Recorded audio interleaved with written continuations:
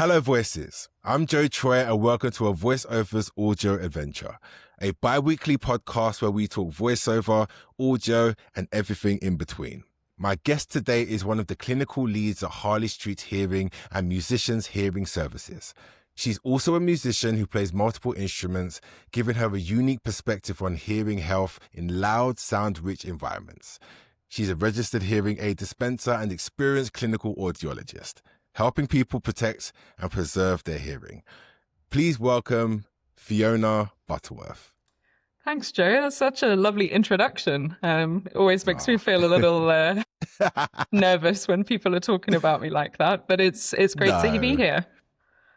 Oh, thank you. Thank you for coming on. I'm actually so excited to have yourself on here because I just love these kind of subjects and I don't get to, I'm one of those people that when I go to an eye test, I'm asking so many questions that have no relevance whatsoever to me. So I love this kind of stuff, and hopefully I don't ask too many, even though that's what we're here to do. Hopefully I don't chew off your ear. Honestly, no pun intended. Please. I regularly have patients that kind of say, oh, I'm asking too many questions. Like, there's never too many questions, because if you want to know something, I want to tell you. Yeah. No, I think, especially with music and voice acting, we tend to take for granted our tools. I've had a voice health person on. I've had somebody to talk about audio description where we spoke about eyesight a lot. And, the hearing element of things, as you know, is probably very overlooked. So I'm really excited to delve into it today, and hopefully the listeners and viewers will get, something to take away and actually apply to themselves. So I hope so too. How did you get into audiology? Like, what made you want to do it?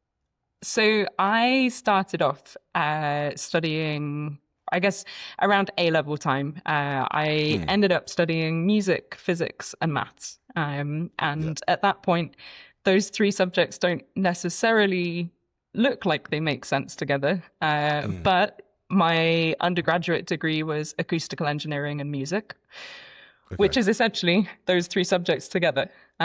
So I was doing all of the engineering courses in relation to acoustical engineering specifically. And then alongside that, as that degree, I was able to take my instrument lessons. And for me, my main instrument is the bassoon. So essentially, I got time to have the lessons with my teacher and do the performance exams at the end of the year. I still love everything involved in that, but quite clearly audiology is not acoustical engineering. And essentially, towards the end of my time, I realized that what I wanted to do was utilize the knowledge, but have more of a personal relationship in my job. And I came across audiology. I did both the undergraduate engineering and my audiology masters at Southampton University. They got fantastic departments there. And what was really nice as well is actually some of the lecturers, were the same. So I already had some knowledge of who they were and the kind of things that they were interested in. And moving into being able to use my music knowledge, to being able to use my engineering understanding and that background to help the patients that we see from all different walks of life is incredible. And the work that we do at Harley Street Hearing and the Musicians Hearing Services is for anyone that wants to come to us, but ultimately the Musicians Hearing Services, that's my passion. And being able to help the musicians and those in the adjacent entertainment and kind of performance industries, we're here for you. What are the most common hearing issues you get from people in the entertainment world? So I would say that the main things that people come to us concerned about are tinnitus. They are the kind of sensation that the ears are feeling blocked, and then changes in hearing. For a little bit more detail on those, essentially tinnitus is any sound that you're hearing that's not in the space around you. So people, a lot of people will experience that as a ringing, as a buzzing. Sometimes people in the entertainment industry in particular will notice it after they've been performing. And that essentially is a little warning sign to say that the situation that you've been in is realistically too loud and has the potential to permanently damage the hearing. So people that come to us with noticing tinnitus, there are things that can be done to help support those individuals. There's a whole variety of things. So I wouldn't want anyone to feel that that's the end of the road. It's very much just a case of, right, we need to understand what's going on with your hearing, and we can make the recommendations as to what will be most appropriate. The sensation of your ears feeling blocked, in many a case, it will be wax that's causing the trouble. And, that feels pretty weird when your ears are blocked and you can't do anything about it. So we do wax removal to help with those individuals. Do they still do that? Because quick story, backstory, I actually had something like that maybe for a long time now, say about 15 years ago, just ballpark figure. And I remember me like a fool. I was walking around basically deaf in one ear, and I just was living my life. I grew to live with it, and then I never forget. I went to the doctors, because the doctors did it at that time. Yes, and they put the drops in. They make it moist after like maybe a few days before you actually go, and then they done the deed. And then I never forget. I stood up. I lost my balance. Okay. Like I was walking. It was so strange, but people have told me that they don't do that anymore. So there's a few different methods of wax removal. Yeah. Sounds like the method that you had was using water. Is that correct? Water. Yeah. So that's irrigation. Some people will refer to that as syringing, and that's a historic term where there literally was a syringe filled with water that would get pumped into the ear, and that would flush the wax out. The irrigation is nowadays a much more controlled method where we use an electronic irrigator to control the pressure of water going in. But actually, the majority of the wax removal that we do is using microsuction. And the microsuction is a very gentle hoover that's going to suck that wax out. So your GP, your local GP might not offer those services anymore, but the service of wax removal is still available. And I would always encourage people, if there is a concern about your hearing, if something feels different, please get yourself to an audiologist, get yourself to the GP, get yourself to an ENT consultant. The wax removal definitely is still available, but the preference is microsuction, both for clinician and individual, because it's a little less messy. I feel like I want to go get one now, just because. Can you literally go get them whenever? Honestly, not whenever you want, but can you? Yeah, so the way that our clinic works is that you just contact the office and we'll book you in for wax removal. If there's no wax there, we'll do an assessment to understand, is there a reason why you're feeling like there's wax? And, we'll make sure that you get all the knowledge. We answer all those questions for you. Yeah. How often should one get their ears tested? I went to a place, I'm not going to name the establishment for legal reasons probably, but I remember I went there, and I don't know why I actually went to get a hearing test. I just think it was offered to me, so I just went. And then when I left, they basically told me, oh, you need to stop listening to music loud or else you'll go deaf. Like, it was literally that basic. And I remember I went away thinking, oh no, I'm going deaf. Now, how often should one go, like I said, and what does the test look like? Okay, so for the patients that come to us that we provide hearing aids, we test them once a year. I would say anything more frequent than that is dictated by something happening. So, if you feel like your hearing has changed, don't wait for the annual appointment. Don't wait for that kind of yearly checkup. Get it tested at that point. For most people, I like to make the connection to most people's eye tests that, you're either on a year or a 2-year cycle. Yeah. So if you're getting your hearing checked in that 1 to 2 year cycle, then that is the best thing that you can do. For people that are in the entertainment industry or any industry really that utilizes the ears. So I had, I forget where I read it, but it was even flagging that ornithologists, if that is the correct term, so people that work a lot with birds, Okay. you're focused so much on listening to the birds that your hearing is a Wow. really big part of that. Yeah. So people that are big ear users, if for want of a better phrase, want to be keeping on top of your hearing. So once a year to keep track. Now, the way that we run our tests is that you're going to come in for an appointment. We'll ask a series of questions to understand the issues that you're having, if there are any, or if you're just saying, look, I want to get a baseline, I want to understand what's going on, then we'll ask further kind of history questions to better understand anything that might contribute to what the results might show. So for someone like yourself, it would be quite clear that you would be saying, right, I'm using my ears a lot in my work, in my profession.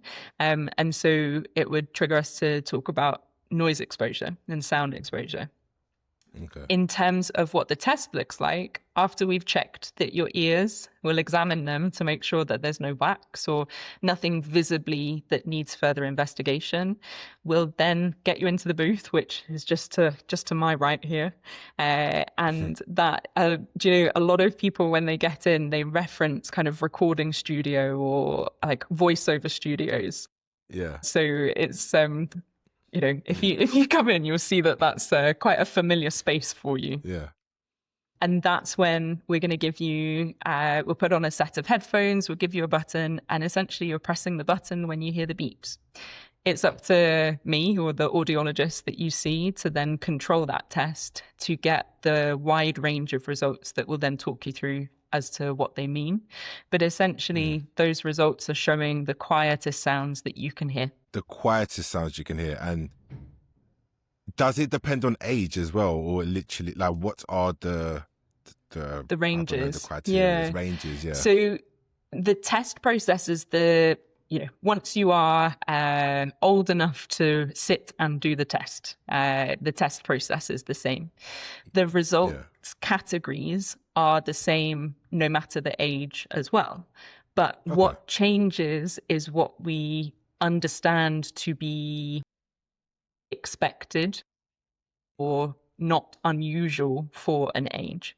So we know that as we get older, our hearing will change. And therefore, if we're seeing an age-related style hearing loss at an age that is within the range that we would expect, that's not causing a concern. But if we see something at an age that's not quite what we would expect, then that would trigger kind of potential further investigation.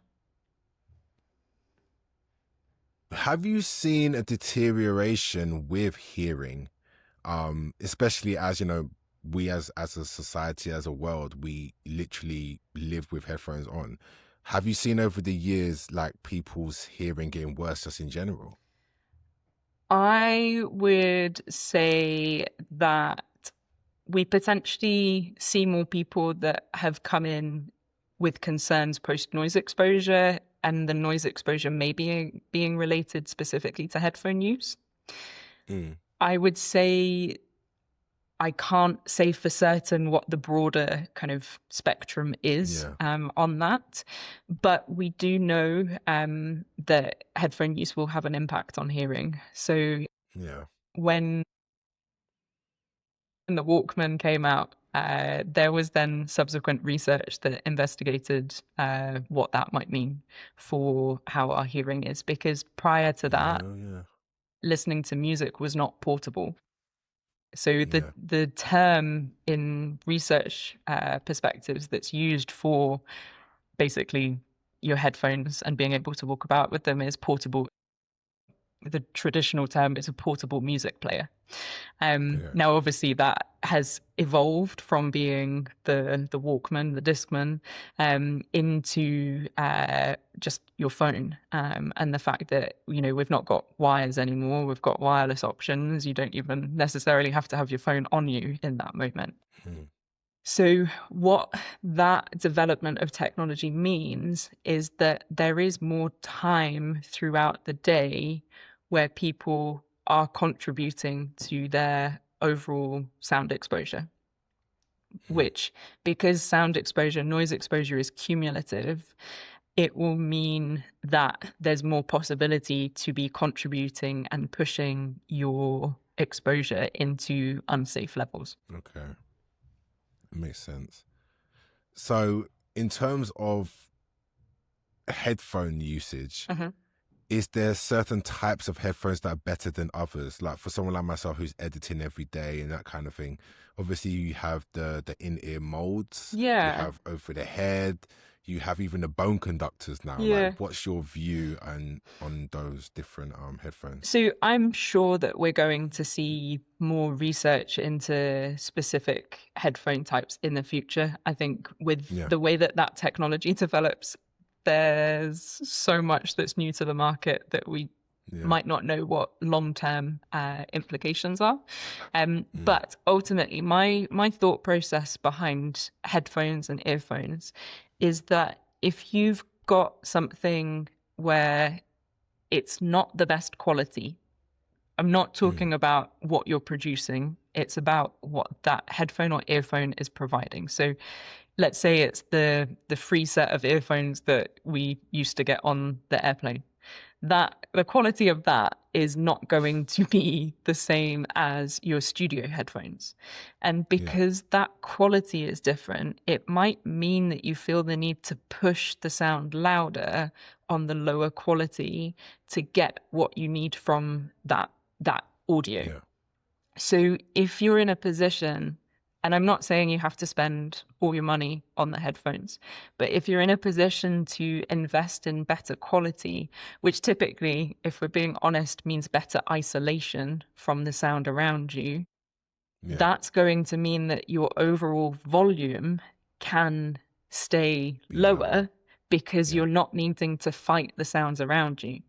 And that's where the custom molded aspect of in-ear monitors comes into play. Because one, the quality of that product is enhanced compared to the off-the-shelf options.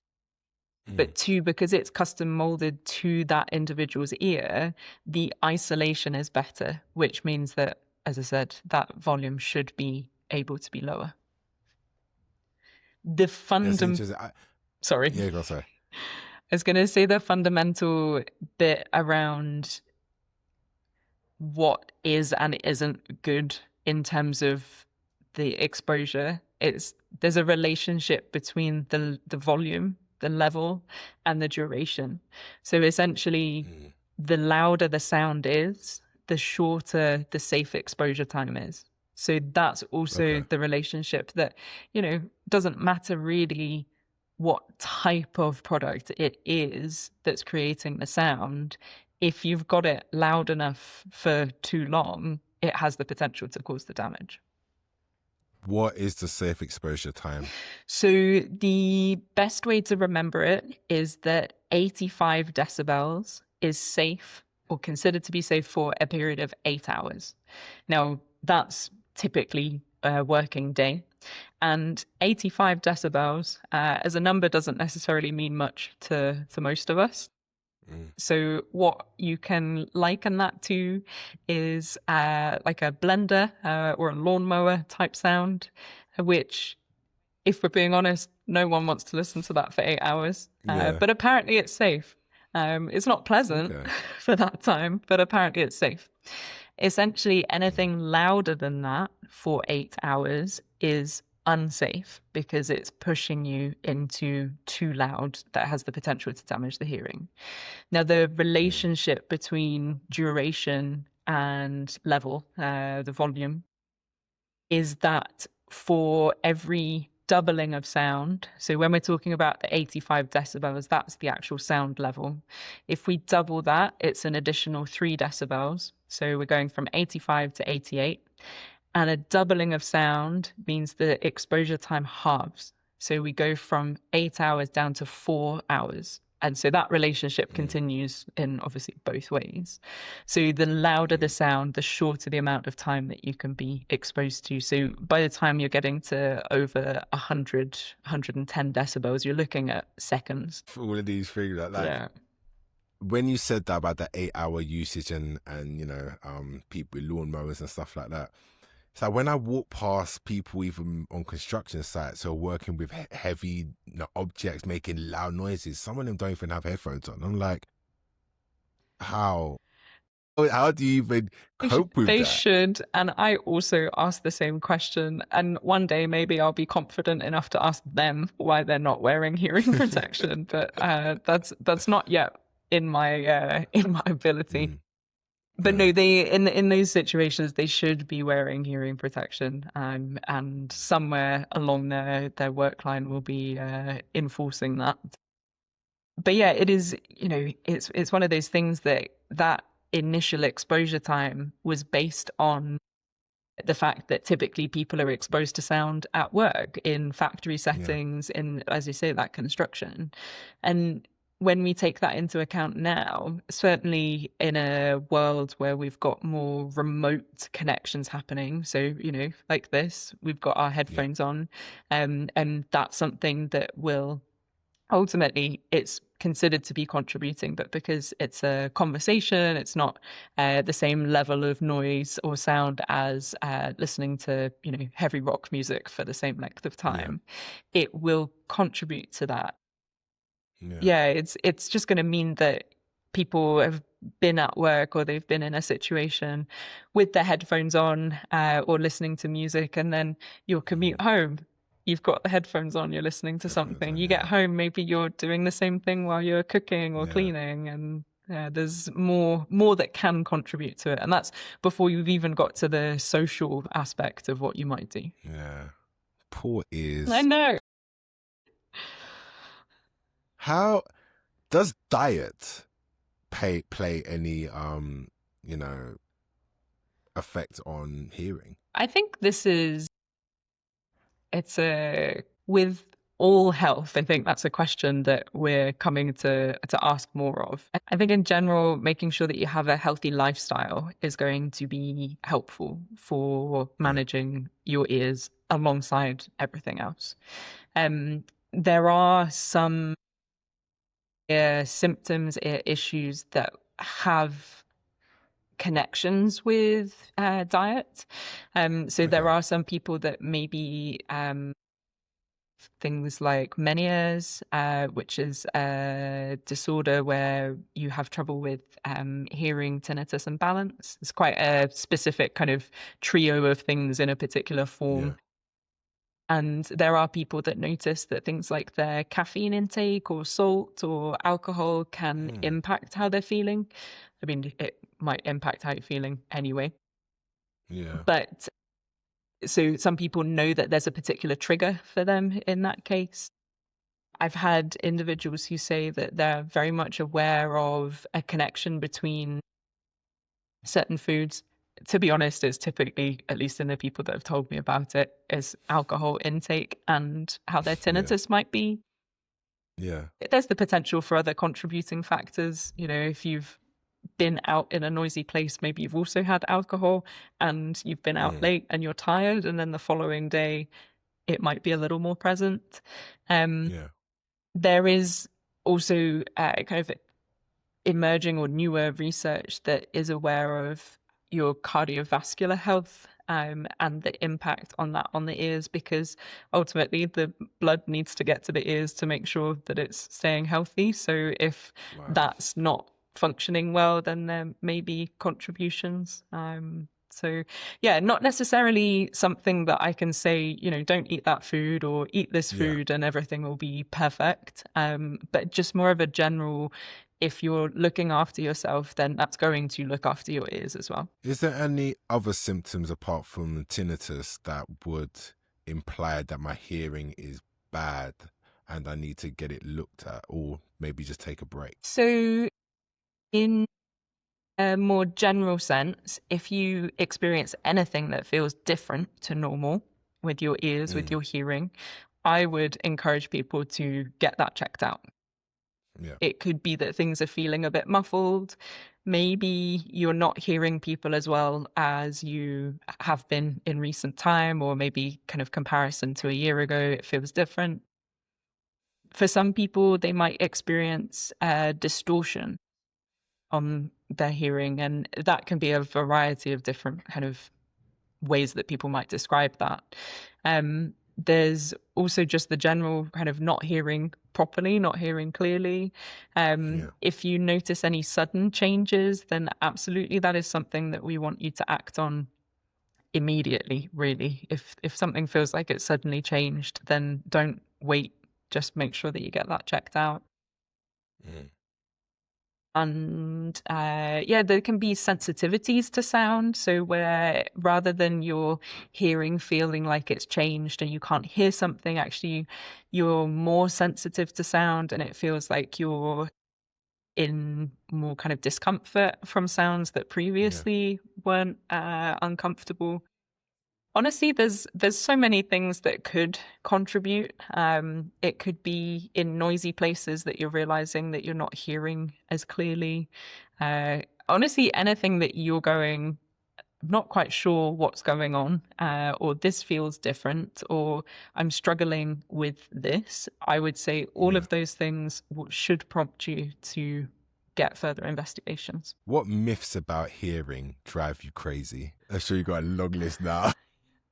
Do you know, I think it's not necessarily a myth, but I think something that everyone does, and that's why I've tried to say almost the opposite, is people seem to leave their hearing problems for longer than they need. And I don't know whether that's a general health thing. Yeah, and it's one of those. But it's true. Nobody talks about hearing. You're taught to go look at your teeth once, however many times a year. You look at your eyes. I don't know, like get your hair done, whatever. Hearing never comes into the equation. And never. I think that's where, it's in the typical phrasing of what myth, it's not necessarily a myth, but I think it's the fact that we seem to feel okay with ignoring it. And that is not okay. And we want to be, with any healthcare, we want to be proactive really about understanding things rather than waiting for something to be an issue. I'm trying to think of the other things that people come in with, but a lot of the questions stuff stuck in their ears or something. My inner ear, my earpiece is stuck. And I think one of the basic things, if people walk away with changing one tiny little thing, is that cotton buds aren't for ears. Yes. If you look at the box, it says, do not put them in your ears. That's crazy. So, do you know what's funny? Growing up, my mum would stick those things in my ears and clean my ears out. It's only until I became an adult. Honestly. Yeah. The thing is that, like, we've all been there. I can't pretend that I've been an audiologist all my life and known the best practices, but it is one of those things that I don't understand how people, got to assume that that's what they were made for. Yeah. I feel like everyone says, oh, when I was at school, I was taught don't put anything smaller than your elbow in your ear. And ultimately, it's true. Everyone obviously is going to try to put their elbow in their ear. It's not possible unless you're particularly flexible. But yeah, I think, there's so many things that I could kind of talk about, but I think it is just, if we can talk about hearing, I think a lot more people would feel comfortable, or there would be more awareness and less stigma associated to the fact that, you're actually doing something about your hearing. Can you make your hearing better? So that is a good question. So if you are someone where medication or surgery due to a particular issue is going to improve your hearing, that is something that your GP, your audiologist, should refer you to ENT to resolve that.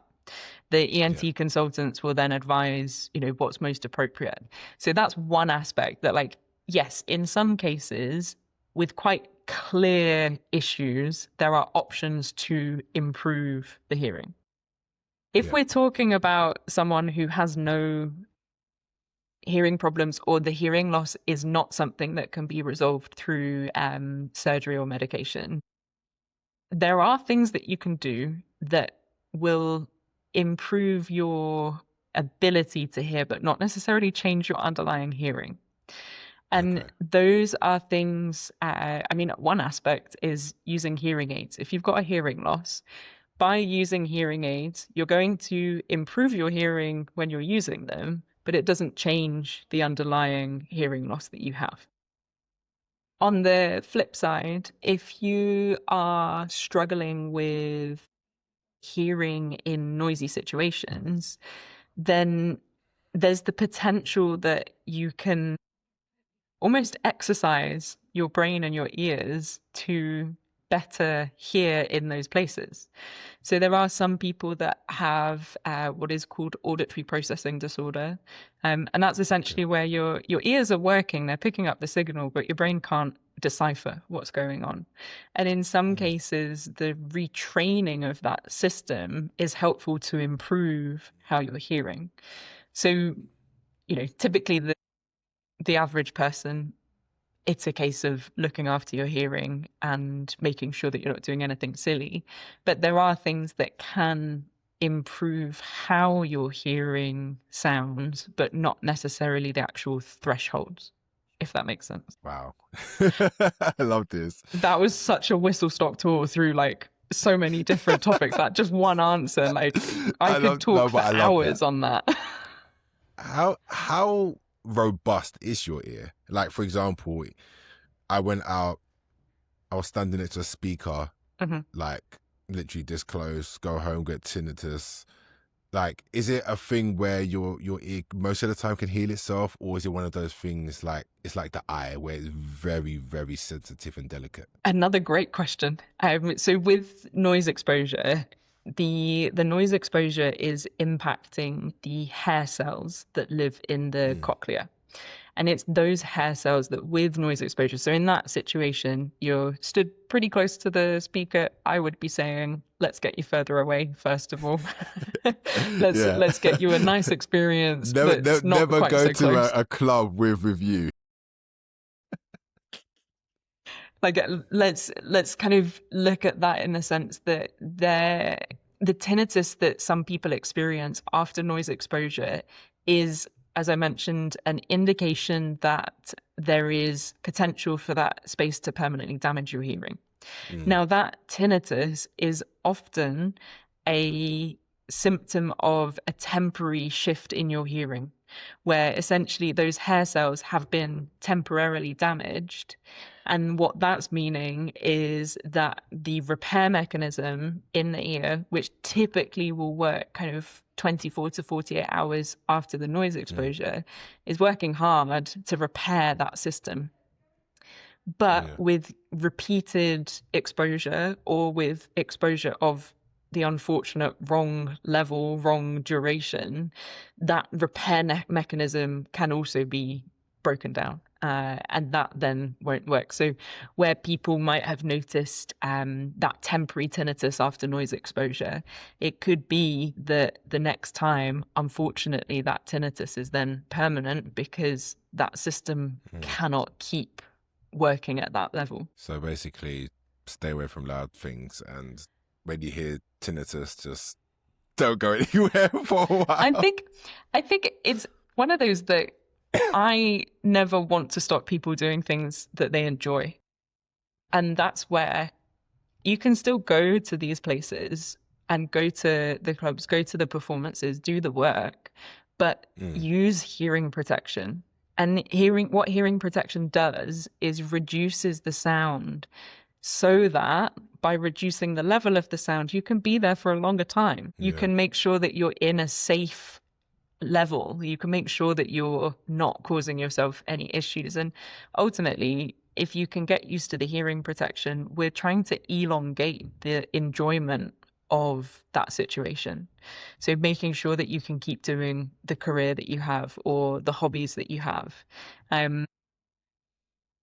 I would say it's rare that I'm having to say to someone, and I don't necessarily know that I've even had to say it, that like you have to stop what you're doing because we don't have options.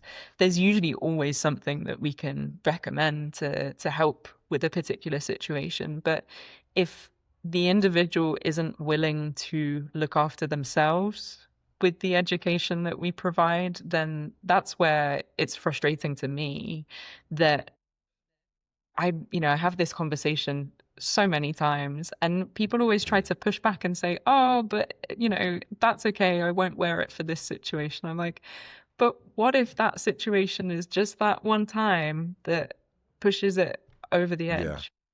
And that's what I'm trying to make sure that people understand, that the more I can do for you now, the less likely you're going to need me in the future. Yeah. Yeah, it's one of those things, isn't it? Like, I don't really want to see you. Like, the less I see you, the better, kind of thing. It's honestly the number of people that when I finish up appointments, I'm like, I'm here when you need me, but I hope I don't see you. Like, Exactly. we're doing the yearly test, we're checking in on everything, we're doing all of the maintenance, but I don't want to see you for a problem. I just want to see you to check in on everything. Yeah. I guess the next question we're going to ask is pretty obvious, as you touched upon it on various questions. But if you could give one non-negotiable rule to performers, what would it be? Am I allowed to? Go for it.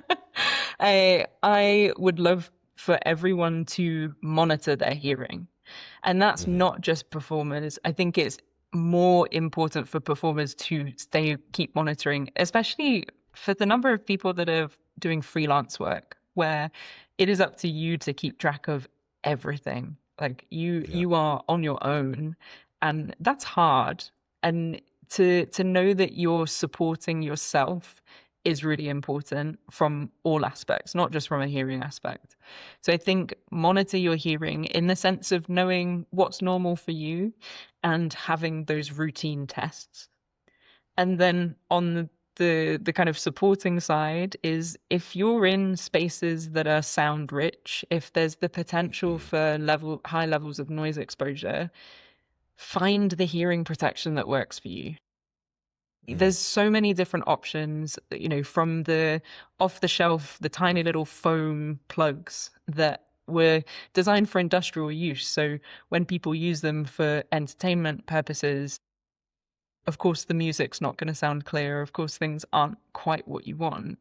That's the minimum. Like, you then go up to all the different off the shelf options. There's so many these days that you're seeing on the social media, plenty of people sharing the different ones that they're using to kind of expand the reach, up to the point where we're using custom made hearing protection. So for me, I've got a rehearsal later this afternoon, and I've got my custom plugs in my bag. I use them on the tube. They're ready for me whenever I need them. They'll be in for the whole rehearsal, which, considering I'll have percussion and potentially brass instruments behind me, that's important to have it in. But I think really that's it. If you've not got on with a particular style of hearing protection, chances are there's something else available for you that will better suit the situation that you're in, or better suit your ears. Like, so many people that come to us for the custom plugs, it's because the off-the-shelf options don't stay in their ears. Don't work, yeah. And that's such a basic thing. If it doesn't fit, let's work out what will fit. Yeah, that is true. All right, we're at the end, but I've got some quick fire questions for you. Oh, okay. Are you ready for this? Quick fire. Quick. No, just take your time, honestly. All right. What sound instantly relaxes you? My goodness, that is not a quick fire question. Okay, so there is a piece of music by Max Richter. He essentially recomposed Vivaldi's Four Seasons. Okay. Listen to that, and I can guarantee you will feel chill. See, that was quick. All right. What sound instantly annoys you? I mean, immediately I'm thinking about the stereotypical like nails scraping on something. Oh, Yeah, it's not fun. If you had super hearing, what would you listen to first? She's thinking, who do I not like? Who's talking about me? I think that's where all of our minds go, like, who's talking about me? Not like, oh, I want to hear what space sounds like, even though there's no sound in there. But you know what I mean. I'm not sure I can come up with an answer to that quickly. All right, sitting on the fence. All right. We'll leave that one. If I think of something, I'll message you. Okay. Favorite sound in nature? Do you know what? I think the sound of like a drop of water dropping into water is such a satisfying sound. Just like a single drop. No, do you know why I hate that sound? No. Because it always decides to happen when I'm sleeping, and it always wants to drop next to my window. Because for some reason, all of the houses that I've lived in, the bedroom's always in some weird position. Like, yeah, anyway, yeah. So I hate that. I hate your answer. And that's okay. No, we're allowed to have different opinions. All right. If ears could talk, what would they complain about most? Cotton buds. All right. And last one sound you wish you could delete from the world. That was kind of deep and mean at the same time. Great way to end it, Joe. What sound would I delete? Actually, what would I do? Yeah, you've got to answer your own question. I know. Do you know, I would say that general traffic sound is not pleasant. And, you know, when people are honking the horn, like there's no, there's sometimes when I'm walking or when I'm in the car, I'm actually like, there is actually no reason for that. Like, if you're in that much of a rush, maybe you shouldn't be driving. Yeah. So, yeah, I would say the traffic and the kind of unnecessary honking would be what I would request to remove. Just annoying people in general. I think, you know, life would be, well, if you think about it, how much more pleasant would London be if you didn't have traffic sounds? That is very true. That's very true. It would be calmer. So we just want zen and calm in the world. Yeah. We don't want no stress or drama. No. And we are going to end it on that. I love that. Fiona, honestly, thank you for joining me today. I'm definitely going to pay more attention to my ears. I'm probably going to book a check. I love that. Please do. Yeah, no, really I am, because I need to get my ears checked. I know there's something going on my ears anyway. But yes, hopefully everyone listening or watching will do the same. And yeah, I want to thank everyone for listening. And until next time, I'm going to love you and leave you. Bye-bye.